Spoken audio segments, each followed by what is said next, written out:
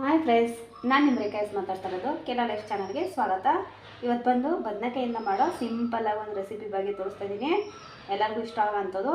ಬದನೆಕಾಯಿ ತೊಗೊಂಡು ನಾವು ಏನು ಮಾಡೋದಪ್ಪ ಅಂತಂದರೆ, ಯಾವಾಗಲೂ ಯೋಚನೆ ಮಾಡ್ತೀವಿ ಏನು ಮಾಡಬೇಕು ಅಂತ. ಆದರೆ ಸಿಂಪಲಾಗಿ ಮಾಡೋ ಒಂದು ರೆಸಿಪಿ ಬಗ್ಗೆ ನಾನು ನಿಮ್ಗೆ ತೋರಿಸ್ತೀನಿ. ಬನ್ನಿ ಏನು ಮಾಡೋದು ಅಂತ ತೋರಿಸ್ತೀನಿ. ಮೊದಲಾಗಿ ಇದನ್ನು ಒಂದು ರೌಂಡ್ ಶೇಪಲ್ಲಿ ಕಟ್ ಮಾಡ್ಕೊಬರ್ಬೇಕು. ಬನ್ನಿ ಮಾಡ್ಕೊಬರೋಣ.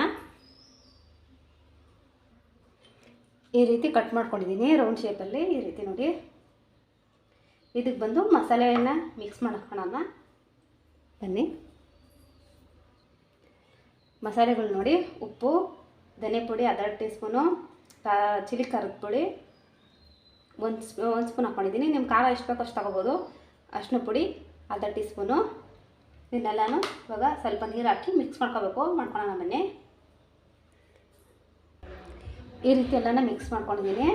ಇದರೊಳಗೆ ಇವಾಗ ಬದನೆಕಾಯಿನ ಎಲ್ಲನೂ ಹೀಗೆ ಉಪ್ಪು ಖಾರ ತುಂಬಿಸಿ ಒಂದು 10 ನಿಮಿಷ ಇಡೋಣ.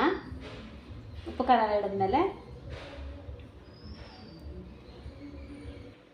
ಈ ರೀತಿ ಎಲ್ಲನೂ ಈಗ ಉಪ್ಪು ಖಾರ ಮಿಕ್ಸ್ ಮಾಡಿ ಇಟ್ಟಿದ್ದೀನಿ. ಒಂದು 10 ನಿಮಿಷ ಆಗಿ 10 ನಿಮಿಷ ಆದಮೇಲೆ ಫ್ರೈ ಮಾಡ್ಕೊಳ್ಳೋಣ. ಇದೀಗ ಉಪ್ಪು ಖಾರ ಹಿಡೀಲಿ. ಬನ್ನಿ. ಇದೀಗ ಉಪ್ಪು ಖಾರ ಹಿಡಿದಿದೆ, ಫ್ರೈ ಮಾಡ್ಕೊಳ್ಳೋಣ. ಬನ್ನಿ. ತವ ಇಟ್ಟಿದ್ದೀನಿ, ಎಣ್ಣೆ ಹುಯ್ಕೊಂಡಿದ್ದೀನಿ.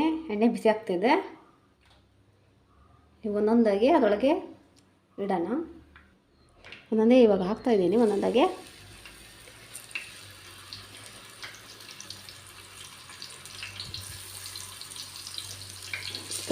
ಬದನೆಕಾಯಲ್ಲಿ ಉಳುಕು ಇರುತ್ತೆ, ನೋಡಿಕೊಂಡು ಕಟ್ ಮಾಡ್ಕೊಳ್ಳಿ. ನಾನು ರೌಂಡ್ ಶೇಪು ಮಾಡಿದ್ದೀನಿ ಮತ್ತು ಬೇರೆ ಶೇಪಲ್ಲೂ ಮಾಡ್ಕೊಂಡಿದ್ದೀನಿ. ಯಾಕಂದರೆ ಬದನೆಕಾಯಲ್ಲಿ ಉಳುಕಿರುತ್ತಲ್ವ.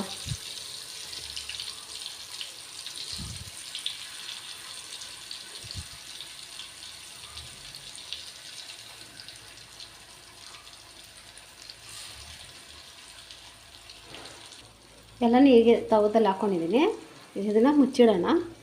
ಒಂದು 5 ನಿಮಿಷ.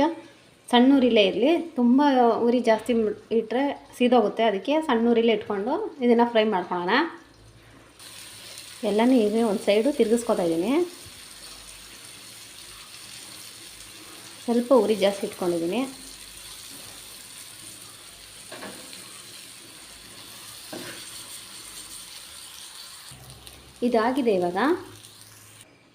ಇದಾಗಿದೆ ನೋಡಿ. ಈಗ ಇದು ರೆಡಿ ಇದೆ ನೋಡಿ. ಊಟದ ಜೊತೆ ಸಿಂಪಲಾಗಿ ಮಾಡ್ಕೊಂಡಿಗ ಬದನೆಕಾಯಿ ಫ್ರೈ.